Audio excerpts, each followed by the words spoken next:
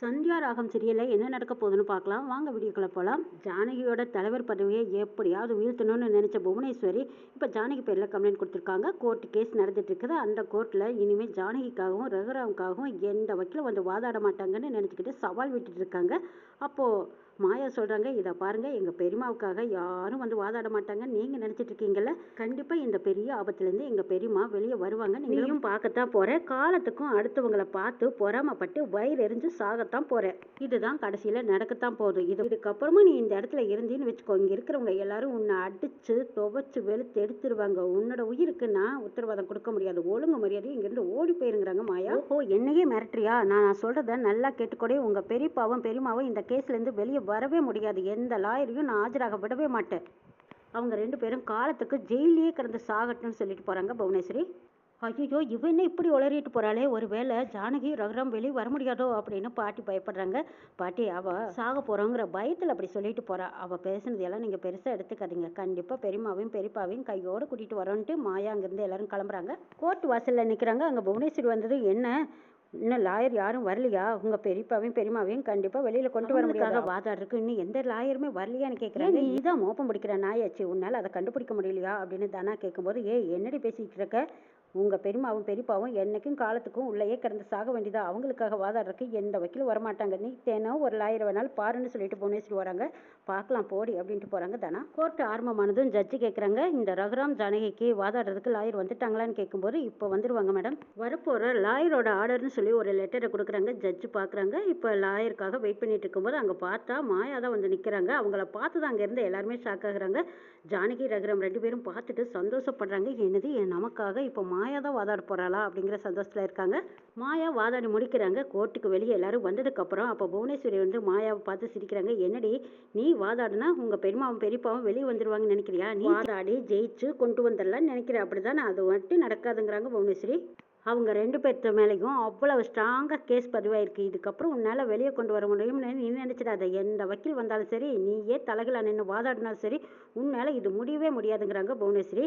எங்கள் பெரியம்மாவையும் பெரியப்பாவையும் இப்படி வெளியே கொண்டு வரதுன்னு எனக்கு தெரியும். உன் வேலை என்னமோ அதை பார்த்துக்கிட்டு போ அப்படின்னு சொல்லி சரியான பதிலடி கொடுத்து அனுப்புகிறாங்க மாயா. புவனேஸ்வரி என்ன பேச்சு பேசிட்டா அப்படின்னு சொல்லி டென்ஷனாக வந்து உட்காந்துருக்காங்க. இதை பார்த்த பசுபதி வந்து கேட்குறாங்க, என்ன புவனா, இந்த மாயா வாதாடி அந்த ரகுராம் ஜானகி வெளியே வந்துடுவாங்க நீ நினைக்கிறியா? அப்படியெல்லாம் நடக்காது, நடக்க வாய்ப்பும் இல்லை, நடக்கவும் கூடாதுங்கிறாங்க. அண்ணே, நீ இவளை பற்றி சாதாரணமாக எடை போட்டுட்டேன். முதல்ல சாதாரணமாக இருக்கும்போதே இவ என்னெல்லாம் வேலை பார்ப்பான்னு உனக்கு தெரியும். இப்போ வக்கீலாக வேற வந்து நின்று வாதாடிக்கிட்டு இருக்கா. கண்டிப்பாக இந்த கேஸில் உடஞ்சிடுமோன்னு எனக்கு பயமாக இருக்குது. நம்ம தோத்துடுவோமோன்னு எனக்கு அப்படியே நெஞ்சுக்குள்ளே அழுதுகிட்டே இருக்குதுங்கிறாங்க. போனால் என்ன செய்யலாம்? இவங்க பெரியம்மாவையும் பெரியப்பாவையும் வெளியே கொண்டு வரதுக்காக இந்த மாயை எந்த எல்லைக்கு வேணாலும் போவா. அவள் என்ன பண்ணுறா, ஏது பண்ணுறா, எப்படியெல்லாம் வாதாட போகிறா, இதெல்லாம் நமக்கு ஒன்றுமே புரியலையே. ஒருவேளை நம்ம அவன் முன்னாடி தோற்று போயிட்டா என்ன செய்யறதுன்னு நினச்ச போனா, ரகுராம் ஜானகி 2 பேர்த்தையும் உள்ளே இருக்கும்போதே காலி பண்ணிடலாமா? தீர்த்து கட்டுறதா நம்மளுக்கு சரியான வழி. யாரை வச்சு இந்த வேலையை பார்க்குறதுன்னு பசுபதி கேட்குறாங்க. அதுக்கு ஒரு ஆளை சொல்கிறாங்க புவனேஸ்வரி. ஓ, அவன் தானா? சரி சரி, சரியான ஆள் தான் நீ தேர்ந்தெடுத்திருக்கேங்கிறாங்க. அப்போ கரெக்டாக ஜானகி ரகுராம் 2 பேர்த்தோட ஃபோட்டோவையும் எடுத்துக்கிட்டு ஜெயிலுக்குள்ளே இருக்கிற அந்த ரபடி கிட்ட கொண்டு கொடுக்குறாங்க. ஜெயிலர் இதை பார்த்துடுறாங்க. எதுக்கு இந்த ஃபோட்டோவை எதுக்கு இவங்ககிட்ட கொடுக்குறாங்க? இவன் சரியான வில்லாதி வில்லனாச்சு. இவங்ககிட்ட இந்த ஃபோட்டோவுக்கு கொடுக்கறதுக்கு காரணம் என்னவா இருக்கும் அப்படின்னு அவங்களுக்கு சந்தேகம் வருது. ஜெயிலருக்கு சந்தேகம் வந்ததுனால மாயாவை கூப்பிட்டு இந்த விஷயத்த சொல்கிறாங்க. அப்போ மாயாவுக்கு புரிஞ்சு போச்சு, புவனேஸ்வரி வந்து ஃபோட்டோவை கொடுத்துருக்கான்னா அப்போ பெரியம்மா பெரியப்பா 2 பேரும் ஜெயிலுக்குள்ளேயே இருக்காங்க. அப்போ அவங்க கதையை முடிக்க சொல்லி இப்போ வேலையை பார்த்துருப்பாளா? அப்படி தான் இருக்கும் அப்படின்னு நினச்சிட்டு இந்த விஷயத்த உடனே வீட்டில் இருக்கிற எல்லாத்துக்கிட்டையும் சொல்லான்ட்டு எல்லாத்துக்கிட்டையும் சொல்கிறாங்க மாயா. அதை கேட்ட சீனு மணிவண்ணன் எல்லாருமே அதிர்ச்சி அடைகிறாங்க. ஐயோ, என்ன மாயா சொல்கிற? மச்சான் வேற இப்போ உள்ளே இருக்காரு. தங்கச்சி ஜானகிக்கு மச்சானுக்கு எந்த ஆபத்தும் வந்துடக்கூடாது. அதுக்கு முன்னாடி நாம் ஏதாவது ஒன்று பண்ணி அவங்கள காப்பாற்றியே ஆகணுங்கிறாங்க மணிவண்ணன். மாயாவுக்கு ஒரு திடீர்னு யோசனை வருது. தனாவையும் கதிரையும் கூப்பிட்டு, இங்கே பாரு, அவங்க 2 பேர்த்தையும் காப்பாற்ற வேண்டிய கடமை உங்ககிட்ட இருக்கு. நீங்கள் 2 பேர் தான் அந்த காரியத்தை செய்ய முடியும்னு கேட்குறாங்க மாயா. இதை கேட்ட தனாவும் கதிரும், மாயா முதல்ல வழியை சொல்லு, எப்படியாவது மாமாவையும் அத்தையும் நான் காப்பாற்றுறேங்கிறாங்க கதிர். தனாவுக்கு வந்த கோவத்துக்கு போலீஸ் இருக்கிற துப்பாக்கியை எடுத்துட்டு புவனேஸ்வரியை போய் நேராக குறி வைக்கிறாங்க. ஏண்டி, உனக்கு என்ன தைரியம் இருந்தால் எங்கள் அப்பாவையும் அம்மாவையும் உள்ளேயே வச்சு சுட்டுத்தள்ள நீ ஆளை ஏற்பாடு பண்ணியிருப்ப? இதுக்கப்புறம் நீ உயிரோடு இருந்தால் தானே இப்படி ஒரு வேலையை பார்ப்ப. உன்னை சுட்டு தள்ளிட்டா அதுக்கப்புறம் என் அம்மா அப்பாவுக்கு எந்த ஆபத்தும் இல்லையல அப்படின்னு சொல்லி குறி வச்சிட்டு இருக்காங்க. அப்போ புவனேஸ்வரி அங்கேருந்து தப்பிச்சு போய் நம்ம போலீஸ் இன்ஸ்பெக்டருக்கு ஃபோன் பண்ணி உடனே வந்து எங்களை காப்பாற்றுங்க சார், தனா கையில் துப்பாக்கியோட வந்து நிற்கிறா அப்படின்னு சொல்லவும் இன்ஸ்பெக்டரும் வந்துடுறாங்க. தனா கையில் துப்பாக்கி இருக்கிறத பார்த்ததும் இன்ஸ்பெக்டர் அரெஸ்ட் பண்ணி கூட்டிகிட்டு போயிடுறாங்க. தனா கதிர் ரெண்டு பேருமே அரெஸ்ட் பண்ணி போனதுனால அந்த பக்கம் ஜானகி இருக்கிற இடத்துல தனாவையும் ரகுராம் இருக்கிற இடத்துல கதிரையும் போட்டுறாங்க. அவங்க ரெண்டு பேர்த்தையும் பார்த்ததுமே இவங்க ரெண்டு பேரும் அதிர்ச்சி அடைகிறாங்க. ஐயோ தானா, நீ என்ன காரணத்துக்காக உள்ளே வந்த? நாங்கள் தான் ஏதோ தப்பு செஞ்சுட்டு தான் சொல்லி எங்களை உள்ளே தள்ளியிருக்காங்க, இப்போ நீங்களும் உள்ளே வந்துட்டீங்களேன்னு சொல்லி அழுகிறாங்க ஜானகி. அம்மா அழுகாதீங்க, உங்களை காப்பாற்றுறதுக்கு தான் நான் இங்கே வந்திருக்கேன். அப்பாவை காப்பாற்றுறதுக்கு கதிர் அந்த பக்கம் போயிருக்காங்கிறாங்க. அந்த பக்கம் ஒருத்தர், இந்த பக்கம் ஒருத்தர். இது நம்ம விதி. இப்போ ஜெயில் தண்டனையை அனுபவிக்கணும்னு நம்மளோட விதி. இந்த விதியை யாராலும் மாற்ற முடியல. ஆனால் நீங்கள் வேணும்னே வந்திருக்கீங்களே, இது தப்பல்லவா? நீங்கள் இந்த பக்கமே வந்திருக்கக்கூடாதுன்னு ஜானகி ஒரு பக்கம் அழுகிறாங்க. ரகுராம் ஒரு பக்கம் அந்த பக்கம் கழுகுறாங்க. இதை பாருமா, உங்களை காப்பாற்றுறதுக்காகத்தான் நாங்கள் வந்திருக்கோம். உங்கள் கதையை முடிக்க சொல்லி அந்த புவனேஸ்வரி இங்கே ஆள் அனுப்பிச்சிருக்கா. அவங்க கிட்டேருந்து உங்களை நாங்கள் காப்பாற்றுறது எங்கள் கடமை இல்லையா?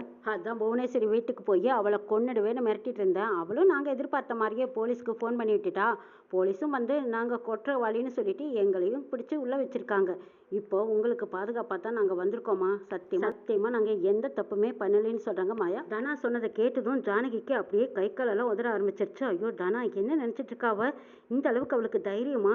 என்ன ஒரு துணிச்சல்! எங்களையே போட்டு தள்ள, அதுவும் ஜெயிலுக்குள்ளேயே போட்டு தள்ள இருக்க ஆள் அனுப்பியிருக்காளே. இவ்வளோ பெரிய மட்டமானவளா கொடூரமானவளா இருக்கிறாளேங்கிறாங்க. ஆமாம்மா, உங்களை காப்பாற்றுறக்கே எங்களுக்கு வேறு வழி தெரியல. அதனால தான் நாங்களே உள்ளே வந்து உங்களுக்கு பாதுகாப்பாக இருக்கலான்னு வந்துட்டோங்கிறாங்க.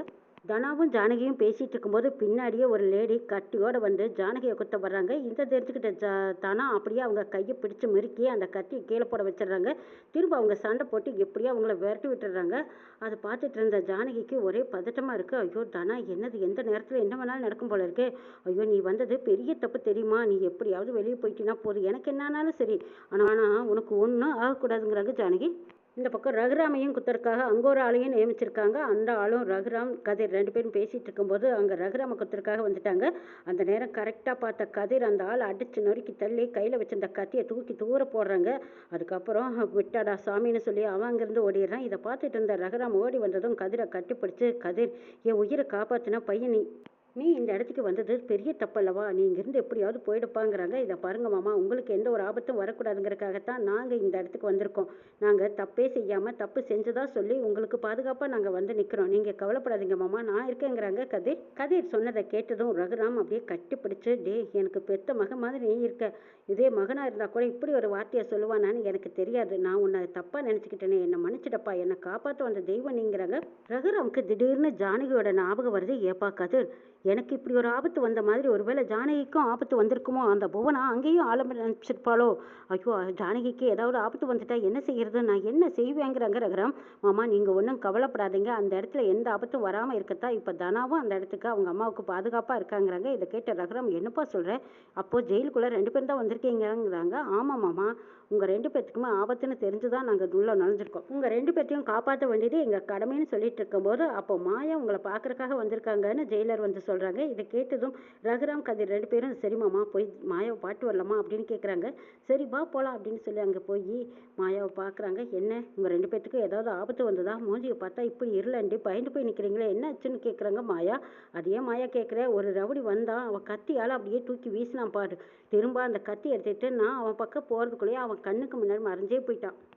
மாயா, நீ சொன்னது 100க்கு 100 உண்மை. ஏதோ நல்ல வேலை நாங்கள் வந்ததுனால அம்மாவையும் அப்பாவையும் காப்பாற்ற முடிஞ்சது. அப்படி இல்லைன்னா நினச்சி பார்க்கவே பயமாக இருக்கே அப்படின்னு சொல்லி தனா பயப்படுறாங்க. நீ பயப்படாத தனா, இன்னும் என்னெல்லாவோ இருக்குங்கிறாங்க. சரி மாயா, அடுத்தது என்ன பண்ண போகிற அப்படின்னு கேட்குறாங்க.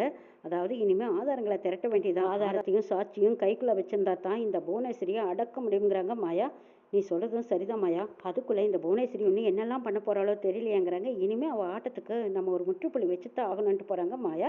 இங்கே புவனேஸ்வரி பசுபதி ரெண்டு பேரும் பேசிக்கிறாங்க. என்னென்ன இது, ஏமாந்து போயிட்டோமே. தனாவும் கதிரும் இங்கே வந்த நோக்கம் என்னன்னு தெரிஞ்சுக்காமையே நாம் அவங்கள போலீஸில் பிடிச்சி கொடுத்துட்டோம். போலீஸில் பிடிச்சி கொடுத்த பாவத்துக்கு அவங்க ரெண்டு பேரும் அங்கே போய் ரகுராமையும் ஜானகியும் காப்பாற்றிட்டாங்க. இது தெரியாத நம்ம முட்டாள்தனமாக நடந்துக்கிட்டோமேங்கிறாங்க. ஆமாம் போனா, இவங்க ரெண்டு பேரும் இப்படி ஜெயிலுக்குள்ளே போய் அவங்கள காப்பாற்றுவாங்க நமக்கு தெரியாமல் போச்சே. இப்போ நம்மளை சூட் பண்ண வந்துட்டாங்கன்னு நாம் தப்பாக புரிஞ்சுக்கிட்டது தான் நம்மளோட முட்டாள்தனங்கிறாங்க. ஆமாண்ணே, எல்லாமே இந்த மாயா போட்ட திட்டம் தான். அவளை நம்மளால ஜெயிக்கவே முடியலையே. அவளை ஏதாவது ஒரு வழி பண்ணினா தான் நாம் நினச்சது நடக்கும் போல இருக்குங்கிறாங்க புவனேஸ்வரி. ஆமாம் புவனா, இவ இந்த அளவுக்கு திட்டம் போடுவான்னு நான் நினச்சி பார்க்கல. ஏதோ பேசுவா அப்படின்னு நினச்சிட்டு இருந்தா, இங்கே பார்த்தா இவ்வளோ பெரிய திட்டத்தை போட்டு இப்போ ஜானகியும் ரகுராமையும் காப்பாற்றிட்டா. கோர்ட்லேயும் வந்து வாதாட வந்திருக்கா. அவளுக்கு ஏதாவது ஆதாரம் கிடைச்சிட்டா என்ன செய்யறதுங்கிறாங்க. அந்த ஆதாரம் கிடைச்சா தானே அவள் வாதாடுவா. ஆதாரமே இல்லாமல் பண்ணிடணும். அதையும் தாண்டி இவளுக்கு ஒரு முற்றுப்புள்ளி வைக்கிறேங்கிறாங்க. அடுத்த நாள் கோர்ட்டுக்கு போகிறாங்க. அங்கே போய் பார்த்தா மாயா சிரிச்சிட்டு போகிறாங்க. இதை பார்த்ததும் புவனேஸ்வரிக்கு தூக்கி வரப்படுது. அண்ணே, இவ ஏதோ தந்திரம் பண்ணுறான்னு, இவகிட்ட ஏதோ ஆதாரம் சிக்கிடுச்சு. அது என்ன ஆதாரம்னு தெரியலையேங்கிறாங்க. அதுதான் எனக்கும் புரியலையே. இவ போகிற தோரணையை பார்த்தா நிச்சயமாக நம்மளை கையும் களமாக எதுலையோ ஒன்று மாட்டி விட்டுருவா போல இருக்குங்கிறாங்க. சரி, எதாவது நடக்குதுன்னு பார்க்கலாம். ஆனால் எந்த ஆதாரமும் சிக்கறதுக்கு வாய்ப்பில்லை அப்படிங்கிற நம்பிக்கையோடு தான் போய்கிட்டு இருக்காங்க. கோர்ட்டுக்குள்ளே போனதும் ஆதாரத்தை கொண்டு வராங்க. அப்போ மாயா கொண்டு வந்து நிறுத்தினதை பார்த்ததும் புவனேஸ்வரிக்கு தூக்கி வரப்படுது. ஐயோ, இவன் எப்படி சிக்கனா? இவனால தானே எல்லா காரியத்தையும் நடத்தணும். இவனை வச்சு இப்போ மடக்கி பிடிச்சிட்டாலே. இப்போ இவன் மட்டும் உண்மையை சொன்னால் நாம மாட்டிக்குவோமே அப்படின்னு இவங்க 2 பேரும் ஒருத்தருக்கு ஒருத்தர் பார்த்துட்டு இருக்காங்க. அந்த நபர் எல்லாம் செய்ய சொன்னதே இந்த புவனேஸ்வரி தான். ஜானகி அம்மாவும் ரகுராமும் ரொம்ப நல்லவங்கன்னு சொல்லிடுறாங்க. புவனேஸ்வரியும் பசுபதியும் 2 பேரும் சேர்ந்து எனக்கு பணத்தை கொடுத்து இப்படி ஒரு காரியத்தை பண்ண சொன்னாங்க. நானும் ரகுராம் ஐயாவுக்கும் ஜானகி அம்மாவுக்கும் எதிராக இந்த காரியத்தை பண்ணிட்டேன். எல்லாம் என்னோட தப்பு தான். இதுக்கு காரணமும் புவனேஸ்வரி தான் கை காட்டிடுறாங்க. இந்த பக்கம் மாயா சிரிக்கிறாங்க. இதை பார்த்த புவனேஸ்வரி இப்படி வசமாக மாட்டி விட்டுட்டானேன்னு நினைக்கிறாங்க. கோர்ட்டு தீர்ப்பு சொல்கிறாங்க. அதுக்கப்புறம் இந்த புவனேஸ்வரி அதுலேருந்து தப்பிக்க வாய்ப்பு இல்லாமல் தடுமாறுறாங்க. இன்னும் என்னெல்லாம் நடக்க போதுங்கிறதையும் நாளை எபிசோட் பார்க்கலாம்.